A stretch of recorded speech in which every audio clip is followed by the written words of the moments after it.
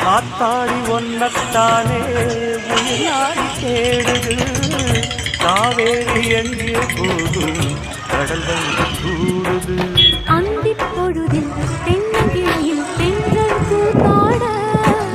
மையை எழுதி மஞ்சள் குருவி கையை கோத்தாட அடங்காத ஆசை கொண்டு நானும் போராட உனக்கென பிறந்தவரைக்க கட்டி பறந்தவ இவதான் என விட உனக்கு மனசுக்கு பிடிச்சவ எவதான் நீ எங்க அங்க போ